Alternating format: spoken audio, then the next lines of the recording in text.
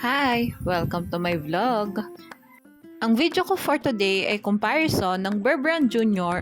versus Lactum na parehas sa pang 1 to 3 years old. Pasok nga pala to sa guidelines ko as ordinary milk versus ordinary milk.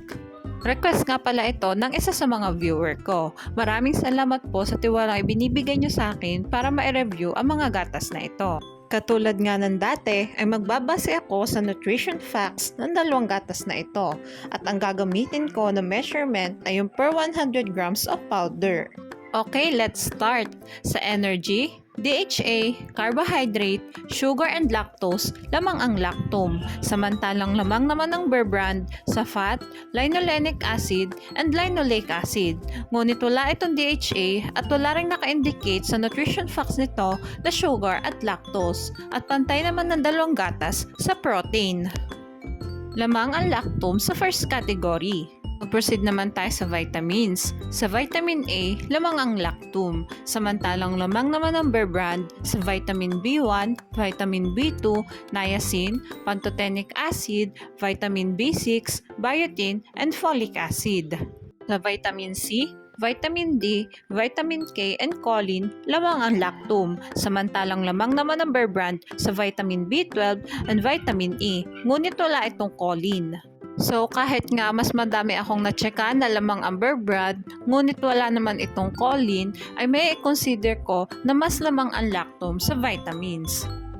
Mag-proceed naman tayo sa minerals. Sa calcium, magnesium, zinc, iodine and chloride, lamang ang lactum. Samantalang lamang naman ang Bear Brand sa phosphorus and iron.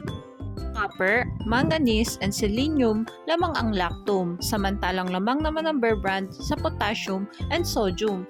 Ngunit wala itong copper, manganese, and selenium. Lamang ang lactum sa minerals. Sa other nutrients naman tayo, ang lactum ay may phospholipids and sphingomyelin na wala ang Bear Brand.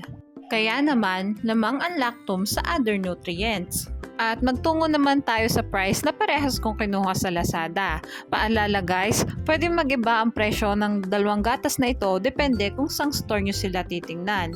Sa parehas nga nilang bigat na 2 kilograms ay mas mahal ang lactum ng 122 pesos and 50 centavos compare sa Bear Brand. Ito naman yung summary ng vlog natin today. Sa first category, vitamins, minerals, and other nutrients, lamang ang lactum. Ngunit mas affordable naman ang Bear Brand. Basta lagi nating tatandaan, pumili ng gatas na hiyang sa bata. Mahalagang paalala, breast milk is the best milk for babies. Okay, hanggang dito na lang po ang vlog ko. Sana ay nagustuhan nyo. Thanks for watching. Please like and subscribe for more videos.